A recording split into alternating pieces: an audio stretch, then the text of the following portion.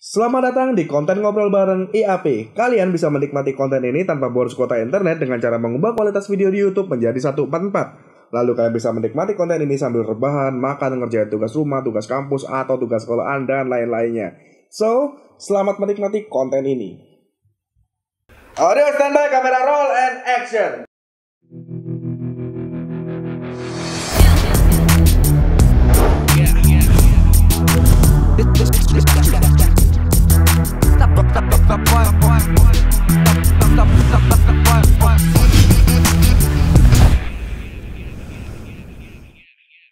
Halo Indonesia Underworld, ketemu lagi di channel Isok. Aku rasa udah cukup lama kita nggak bikin konten ngobrol bareng IAP, dan hari ini sedikit penuh di Mega Studio. Ya nggak penuh sih, yang sini nggak penuh sih. Kali ini aku ditemenin sama Mas Sofi dari Top 10 Production. Halo Mas. Halo juga. Wah, ini YouTuber Probolinggo, member YouTuber Probolinggo yang sudah dapat AdSense juga rupanya. Ternyata udah banyak ya dapat AdSense. Gimana AdSense bulan ini, lancar? Alhamdulillah lancar. Bisa beli mobil? Masih belum. Oh, masih belum. Tapi cukup lah ya. Cukup. Tiap bulan dapat. Oh, lancar, tiap bulan lancar. Maksudnya stabil, nggak naik turun? Naik turun sebetulnya, soalnya kan juga pengaruh adanya pandemi ini pengaruh juga. Gitu. Oh, ngaruh ya di YouTube ya? Ngaruh, karena pihak iklannya juga membatasi juga, dan juga nggak berani dia mau ngiklan banyak-banyak kayak gitu. Jadi ini juga pengaruh ke pendapatan. Terus Mas Sofi ini terkenal memiliki sebuah, nggak tahu IU, nggak tahu agensi, nggak tahu apa ya, Top 10 Production. Dia mau nyanyi Isok Kuat Production. Nggak kebalik, Isok yang mau nyanyi Top 10. Karena mungkin udah lebih kelas Top 10 kayaknya. Cuma apa itu Top 10 itu apa? Top 10 Production ini izinnya itu suatu event organizer juga, terus bergerak di bidang jasa juga, jadi bisa syuting juga, terus bikin film, ya itu. Jadi cuman tapi saya lebih fokusnya ke geraknya itu pembuatan VCD original, dan mungkin ya saya bukan salah satunya, salah duanya yang ada di kota. Kalau kabupaten lumayan banyak ada production. Altamis itu termasuk nggak? Altamis itu production juga, cuman nggak punya izin untuk IUP-nya mungkin ya. Jadi skema untuk bikin kaset VCD original seperti album-album Top 10 ini, Mas, itu ada aturannya. Jadi yang pertama kita harus ikut asosiasi yang dilegalitas oleh pemerintah. Oh, ada asosiasinya sendiri? Ada, namanya APRI. APRI ini Asosiasi Pengusaha Rekaman Seluruh Republik Indonesia. Berarti ini masuk ori? Iya, original, dengan harga ekonomis cuma Rp10.000. Tapi ori? Ori. Serius? Serius. Karena kalau original biasanya sampai 100 sih. 80 lah paling enggak. Itu yang DVD biasanya. Tapi kalau ini VCD. VCD. Yang DVD ada enggak? Yang DVD Top 10 sementara ini belum produk. Belum. Cuman kalau compact disc sama MP3 sudah bikin. MP3 sudah bikin. MP3 kemarin dipakai pada waktu pilkadanya Bu Haja Tantri. Oke. Aku pernah beberapa kali beli DVD sih. DVD original, JKT48 sih. Kalau tape masih ini kan zaman tape, banyak yang nggak tahu mungkin. Yang harga 20.000 per keping. Bukan, kalau tape kan kaset. Zaman-zaman dulu aku beli harganya 20.000. Kalau DVD-nya yang baru-baru ini aku beli 80.000. DVD-nya. DVD. Betul. VCD ada JKT48 itu sekitar 60.000. Itu VCD. Tapi ya tempatnya bukan kayak gini sih. Betul, ada. Oh, ini murah karena tempatnya seperti ini. Betul. Jadi kemasannya dibikin seperti layaknya. Ini Gus Asmi ya? Betul. Yang sempat viral waktu itu beberapa tahun yang lalu. Betul. Jadi alhamdulillah Top 10 ini sama Gus Asmi sudah 10 album. Jadi mulai Subhanul pertama volume 1 sampai sekarang volume 10. Gus Asmi kan kemana sih? Gus Asmi orang Blitar. Oh, orang BG-nya di Probolinggo. Mondoknya di Kiai Mino, Pondok Ponpes Nurul Khotim Kalikacar Python. Oh, di Python. gitu. Sekarang dia pindah ke Asidikia Bogor kalau nggak salah. Oh, aku taunya Asidikia Jombang. Oh iya, itu Bogor kayak yang pindah ke sana. Jadi sudah lulus SMP. Jadi untuk Gus Asmi ini video klipnya top 10 sendiri juga atau? Gini, sebetulnya saya tidak bikin fokus ke Gus Asmi. Jadi saya bikinnya itu semua. Majelis hadronya. Majelisnya namanya Subhanul Muslimin. Yang kebetulan di sana itu nasidnya itu ada Gus Asmi, ada Hafid Ahkam, juga YouTuber semua itu. Terus siapa itu Nurus Syaban itu ada di sana semua, vokalis-vokalisnya ini ada di Subhanul Muslimin. Jadi saya kontraknya sama Subhanul Muslimin ini cuman kontrak fisik. Nah, kalau yang digital, yang YouTube-nya itu diproduksi sama Subhanul Multimedia sendiri gitu. Jadi kecuali saya minta dalam satu lagu ini saya pengennya ada di kontennya YouTube-nya Top 10 Entertainment atau Top 10 Production, baru dikasih satu. Masih izin dulu ya? Iya, izin itu dulu. Yang benar, masih izin dulu, nggak asal upload. Aku ya, pernah bikin orang video klip. Ya karena aku bikinin mereka video klip gratis. Watermark aku nggak ngasih watermark gede, cuma kecil di pojok atas seperti biasa, logo IAP. Ini aku kasih video klipnya, diupload di satu channel, dua channel ya, channelku satu, channel kamu satu. Collab ya berarti? Collab. Jam sama ya? Jam beda. Oh, jam beda. Aku kapunya lebih duluan kayaknya. Saat itu satu anggota mereka upload satu, das. Dapat berapa lama lainnya ngupload di YouTube-nya masing-masing. Ya Allah. Jadi satu personil saat upload satu video itu ada 5 personil. Diklaim sama-sama. Enggak, percuma. Aku sayangkan gini, kalau buat gini ngapain di-upload? Paling enggak satu orang atau dua orang aja udah cukup lah, biar view-nya banyak. Aku nggak masalah view-ku sendiri, biar katakanlah si A yang upload, ya udah view-nya si A ini biar banyak, yang lainnya nggak usah upload. Akhirnya ya view-nya 16, 2, 3 ya sekitar itu, nggak sampai 100. Yang dia punya aku ya sudah 100 ke atas. Nah, Pak Sofi, Mas Sofi ya? Ya, Mas atau Pak terserah dah. Bebas. Oke, Mas Sofi. Yang membedakan video VCD original sama bajakan tuh apa? Gini, sebetulnya saya mau jelasin ya. Selain kualitas ya? Ya, betul. Jadi saya mau jelasin itu VCD original itu ada beberapa perbedaan dari VCD bajakan. Jadi, cuman ini kemarin saya sempat bahas pada waktu ada di rapat APRI, itu saya pengennya mendatangkan lembaga penjamin konsumen itu. Oke. Jadi biar mereka yang menjelaskan ke warga atau masyarakat tentang perbedaan VCD asli sama VCD bajakan. Oke, sekarang bedanya. Sayangnya saya di sini tidak bawa VCD yang bajakan gitu loh. Kalau saya bawa VCD yang bajakan enak, ada pembandingnya gitu loh. Aku juga nggak nyimpen bajakan sama sekali di rumah. Jadi gini. Yang pertama, yang membedakan itu dari CD labelnya. Jadi CD label VCD original itu enggak bisa digosok, biasanya kan kalau yang bajakan stiker, jadi digosok bisa. Kalau ini enggak, sudah di-press langsung jadi pabrik. Oh, berarti kayak sablon ya? Iya, betul. Oh iya, ini bukan kertas loh aja. Oke. Terus yang kedua, warnanya kalau dilihat itu sekilas itu warnanya putih. Kalau bajakan hijau, kalau bajakan kelihatan hijau. Pelanginya lah. Ya, kelihatan pelanginya hijau warnanya. Plastiknya hijau. Nah, kalau komputer itu. Terus di sini ini ada ya. Mungkin kalau pakai kaca pembesar atau HP di pembesar ada. Itu ada kode IFP. Itu kalau tidak salah itu kode pabriknya. Jadi pabrik cetak yang di legalitas pemerintah itu ada terdaftar. Jadi ini mereka bukan nyetak sendiri, ada pabriknya sendiri ya? Iya, jadi saya meskipun ini master punya saya, tapi saya tidak diperkenankan cetak sendiri. Cetak kepada pabrik yang dilegalitas oleh pemerintah. Biasanya ini saya yang cetak itu ada di Waru, itu ada PT Panggung Citra Elektrik Citra Buana namanya. Saya cetak di sana. Jadi pabrik dilegalitas sama pemerintah untuk mencetak kaset VCD original. Oke.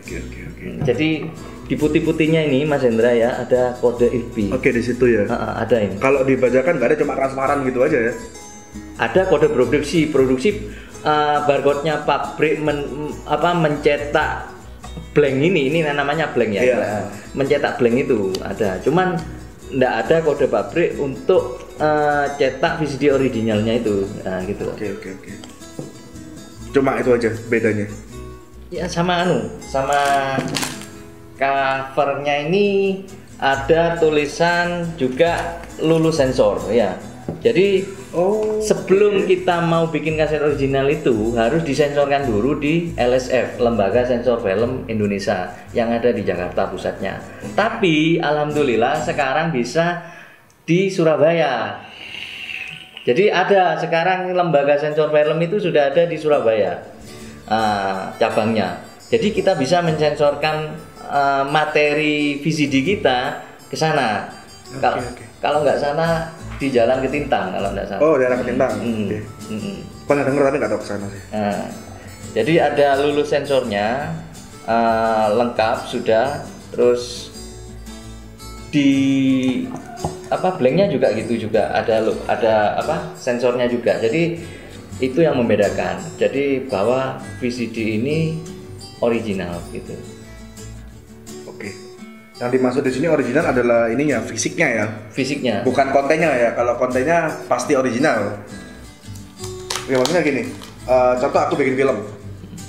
Aku bikin film ini murni karya aku sendiri. Aku bukan plagiat, bukan ngambil dari cerita lain, murni, plek. Terus aku bikin VCD-nya dengan original. Artinya aku harus mendaftarkan filmku dulu. Betul, ke lembaga sensor. Sensor itu dalam artian sensor seperti adegan kekerasan atau sama kekerasan, adegan pukulan pakai sesuatu itu nggak boleh kayaknya, harus di blur. Rokok ini. Itu serius? Rokok nggak boleh. Bukannya itu KPI mas? Enggak. Sensor masuk juga. Masuk sensor. Rokok. Kan sekarang banyak kan di televisi juga kan. Iya, soalnya masuk TV soalnya. Betul. Kalau film sepertinya masuk kayak gitu. Kalau film kayak layar lebar. Kita ngomong layar lebar. Masuk kayak. Aku belum pernah sih, belum pernah. Aku terakhir lihat film itu tetap ada adegan merokok, adegan pukul pasti ada. Kalau masuk TV nggak boleh ya? Baru nggak boleh. Mungkin gini, dibatasi mungkin untuk klarifikasi usia penontonnya. Nah, ada klasifikasi penonton, 13 plus atau gitu ya kan? Atau dewasa gitu. Oke. Saya mas ngetrip sih mas. Jadi ini izin sensor untuk apa? Izin lulus sensor untuk ini ya membuat VCD. Membuat VCD-nya ya. Budget berapa sih mas kalau gitu? Aku pengen. Aku terpikirkan untuk dijual. Budgetnya untuk satu master. Oh itu dihitung per keping. Apanya itu? Untuk kita lulus sensor gini, kita daftarin sensornya. Oh enggak, kalau ngitungnya sensor itu per album. Nah jadi seperti ini ya. Jadi ini albumnya, ini saya tulis Subhanul Muslimin Bersolawat untuk Negeri. Nah untuk album ini aja, terus dengan tracklist ini itu satu sensor. Sampai berapa? Bayarnya. Sensor ini ditentukan harganya itu dari durasi menit atau jamnya. Total 30 menit? 30 menit berarti dikali 1000, 30.000 cuma. Serius? Betul. Murah loh. Betul. Makanya apa ya? Sekarang sudah transparan di eranya Bapak Jokowi ini semua sudah transparan. Jadi kita sensor dulu itu apa ya? Kelihatannya mahal kan gitu ya. Itu ternyata enggak gitu loh. Ternyata enggak. Ya cuman dikalikan 1000. Oke, berarti. Jadi misalnya film jenengan ini ada 1 jam, berarti 60 menit. 60 menit 60.000. Kali 1000. Terus untuk kopi ininya kita perbanyak DVD-nya? Oh, enggak terbatas. Maksudnya enggak ditentukan dari pemerintah, sudah sampean mau kopi berapa terserah sudah. Nah, itu kan ada biaya sendiri. biaya sendiri ke pabriknya yang cetak. Dihitung per keping Dihitung per keping. Per keping berapa? Aduh, aku sensor. Oke, aku sensor. Oke, siap. Masalah kita mau jual 20.000, 100.000 bisa kan sebenarnya? Bisa. Asal packagingnya harus lebih rapi lagi. Betul, bisa. Atau pakai box, ya box hitam itu bisa. Di top 10 ini sendiri lebih banyak VCD original yang apa kayak lagu gini, atau film atau apa? Gini, top 10 production itu tujuan utamanya apa ya? Mengenalkan budaya atau seniman lokal. Jadi coba sampean mau tanya lokal kesenian apa yang ada di Probolinggo, sudah alhamdulillah sudah terproduksi semua sama top 10 production. Nah, untuk masalah lagu, memang lagu itu apa ya? Biayanya mahal, Mas. Jadi saya ini produksi original asli, cuman kalau mengarah ke biaya yang mahal itu saya masih kurang mampu. Jadi misalnya mau pakai artisnya Via Valen, Nela Karisma yang booming sekarang, atau Happy Asmara, itu budgetnya saya masih mikir-mikir. Makanya gitu. Dia sempat bikin lagu sendiri. Apa judulnya? Yang sama istrinya? Ya, itu saya bikin itu biar gendut kamu tetap ku cinta. Itu ciptaan orang Wonosobo itu. Itu masuk ke sudah dipublish belum? Belum. Oh, sudah saya publish cuma di YouTube. Tapi belum fisiknya gitu. Oke. Aku jadi kepikiran untuk ini apa? Mengumpul salah satu beberapa filmku lah aku. Cuma laku nggak di Probolinggo ya? Lah itu. Jadi sampean apa ya? Untuk memonitor kaset ini laku atau tidaknya, itu kalau pengalaman saya sebagai produksi. Nah, gimana? Jadi gini, satu, sampean harus ada fans atau komunitas. Ya, jadi penggemar lah. Ya, penggemar. Itu ada berapa penggemar sampean? Nah, itu. Tapi sekarang penggemar sampean kayaknya menurut saya ya, itu canggih-canggih kan gitu. Kalau saya bikinnya lebih main digital. Terus penggemar saya kebetulan bukan saya ngomong kurang canggih, enggak, kebanyakan banyak menengah ke bawahnya. Karena jenis musik atau jenis kesenian yang saya produksi itu untuk masyarakat menengah ke bawah, yang mereka notabene enggak mau ruwet. Jadi, aku enggak mau download, aku enggak mau lihat YouTube kan. Dia tinggal beli kan gitu. Akhirnya beli gitu. Akhirnya ya itu lakunya produksi saya ada di sana gitu. Oke. Ya, jadi mikir 2 kali kalau gini. Betul. Jadi gini, terus untuk memonitor album itu laku atau enggak, itu sampean kalau bikin 1000 itu laku sudah 1 bulan, itu berarti kaset termasuk laris atau laku atau diterima di pasaran. Tapi kalau dalam 1 tahun 1000 keping ini belum habis, itu sudah enggak laku itu. Terus uang kan gambling kita. Jadi kita ngeluarin duit dulu, laku ndak lakunya kita ndak tahu kan gitu. Jadi itu resikonya produksi. Oke. Nggak bisa main musik nih. Betul. Tapi ini bisa jadi ladang bisnis sebenarnya ya kan, bagi seorang pekarya. Kalau di film lah, anggaplah nggak bisa lah kalau seperti ini ya. Aku sempat bikin video musik cover, ya kan. Termasuk nggak cover, bisa dijual nggak? Karena kemarin aku lihat story-nya sampean ada peraturan baru nih. Betul. Jadi kemarin yang rame itu banyak di media online sudah mengabarkan ya. Jadi di Jakarta mulai dibahas mengenai Undang-Undang Nomor 28 Tahun 2014 mengenai hak cipta. Oke, sebenarnya itu udah ada dari dulu sih. Betul. Jadi cuman ini mulai ditegaskan lagi karena banyak pencipta atau yang punya konten ini dirugikan karena di cover. Lah, tapi black cover itu gimana? Nah, black cover itu gini. Jadi mereka itu cover tanpa izin sama yang punya konten tersebut atau hak yang terkait atau dari penciptanya gitu. Tapi cover enggak apa-apa, Mas. Cuman asalkan izin sama pencipta lagunya atau pencipta videonya itu gitu loh, enggak apa-apa di cover. Nah, misalnya kita izin, kan belum tentu dibalas, Mas.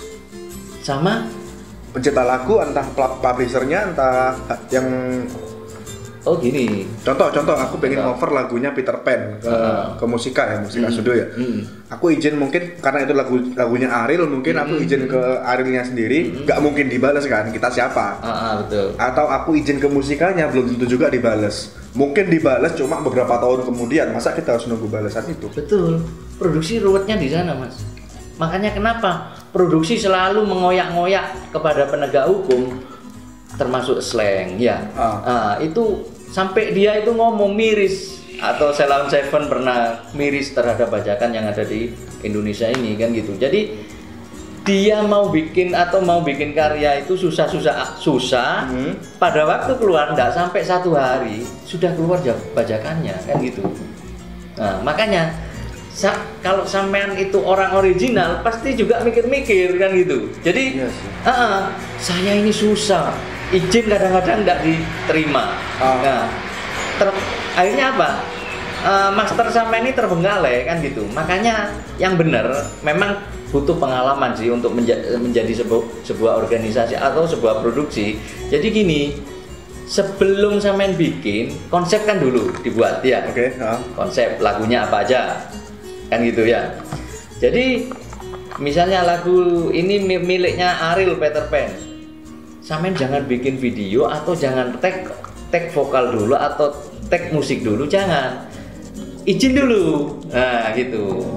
Kalau izinnya ndak ruwet, sudah kita bayar, baru kita bikin musiknya, aransemennya, baru terus ngisi vokalnya, baru video kan gitu. Tapi misalkan kita nggak dapat izin lah, terus kita mau cover apa? Nggak dapat izin. Tapi untuk era sekarang ya, soalnya gini Mas, kalau dulu zamannya fisik, memang pencipta ini kayak susah dihubungi ya. Tapi di era digital ini, mereka malah butuh kita. Maksudnya gini, karyaku apa ya? Untung-untung ada yang mau bayar atau ada yang mau izin kan gitu. Daripada di cover black buffer kan gitu dia malah responnya baik malah menurut saya kalau sekarang ini, daripada mereka hasil ciptaannya atau lagunya tidak dibayar. Jadi lebih baik izin dulu daripada sampai nanti masternya itu terbengkalai kan gitu. Meskipun lama waktunya. Makanya kalau sudah sampean mengalami itu, nanti sampean akan care pada hasil karya ciptaan orang lain. Tapi kan gini harusnya. Misalkan ya. Contoh lagunya Mas Sofi, apa tadi judulnya? Biar Gendut Tetap Aku Cinta. Itu ciptaan orang lain juga itu. Nah, misalkan itu kan. Itu kan lagu saya izin sama pencipta. Itu kan lagu katakanlah masih belum banyak orang tahu. Ya kan? Nah, misalkan nih timku ngover. Plus mungkin dari situ makin banyak orang yang tahu. Bukannya itu lebih jadi keuntungan buat bagi pencipta. Betul. Kadang-kadang kan pencipta kan gini Mas, ada pencipta itu memang dirinya untuk musik, terus musik untuk dirinya, atau itu beda kan gitu. Jadi gini, ada yang memang tujuannya dia bikin karya itu untuk komersil, ada. Nah, jadi fokus juga diantam ke komersilnya atau nilai uangnya kan gitu. Tapi ada juga pencipta yang memang hanya sekedar untuk bikin gitu loh, bikin hasil cipta. Jadi dia tidak peduli meskipun untuk di cover, laku atau enggak, dia tidak peduli. Memang ada yang gitu Mas. Jadi kalau pencipta ini sudah arahnya ke komersil, pasti sampai dikejar.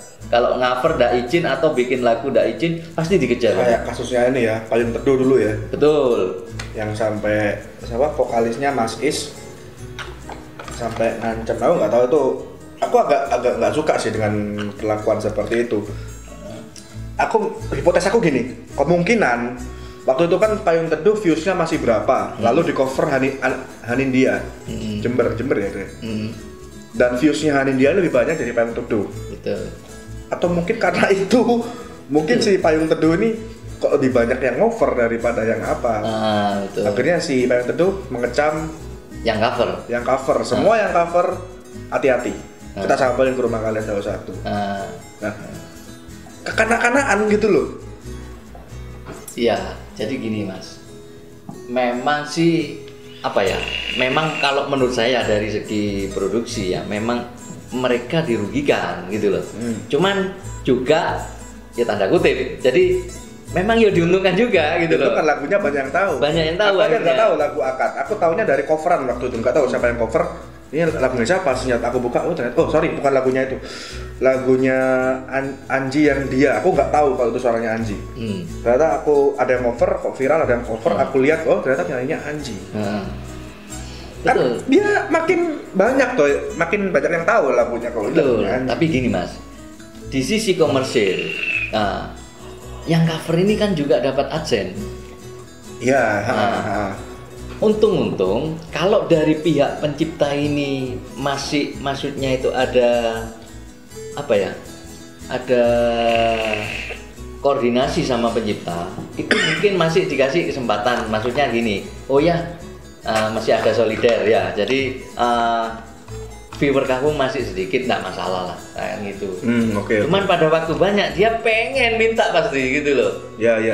Jadi kita yang merasa nggak izin harus juga ngerti kan gitu. Oh iya, kalau ini memang nanti tak bagi hasil aja sudah gitu. Harus ngerti juga sih kan gitu. Iya, biasanya waktu kita upload video, misalkan tuh ada konten yang sama, entah itu audio atau video, akan kita dapat dolar apa ya? Intinya apa bagi hasil. Dolarnya yang kuning kalau tidak salah ya. Kalau kuning nggak ya? Iya mungkin aku nggak tahu.